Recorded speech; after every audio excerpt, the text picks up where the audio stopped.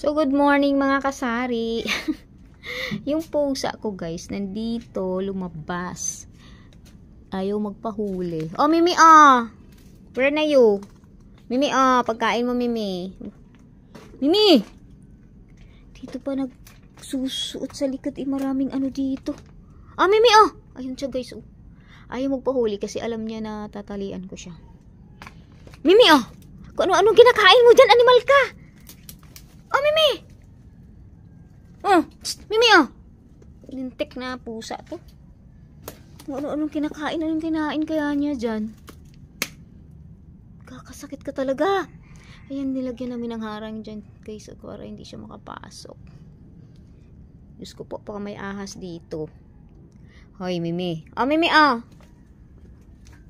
lintik ka, mahuli lang kita ngayon. Lagot ka sa akin. Ano ginakain mo dyan? Dilim-dilim pa.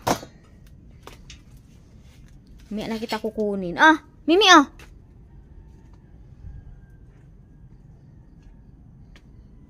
saan na yun?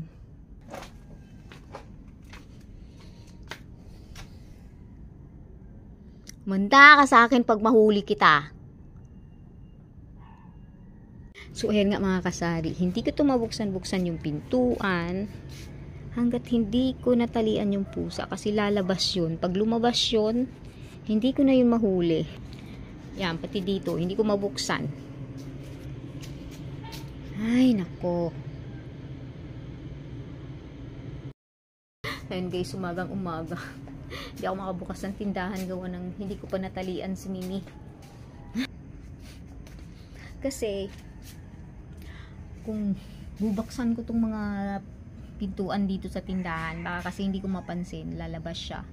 Tapos hindi ko na yung mahuli kasi pag nasa labas na siya guys, nagiging aggressive siya. Nangangagat paghahawakan mo kasi nga ayaw niya magpahuli. Alam niya kasi natatalian siya. Nako. Paano mahuli yun? Ay, umagang-umaga. Pasaway na pusa. Ayun guys, hindi ko pa mabuksan. Pero pag may bumili naman dyan, ayun, binubuksan ko lang yung maliit na bintana. Umaga pa, mga 6 pa. So, yun lang guys. Thanks. Hulihin ko pa yun si Mimi.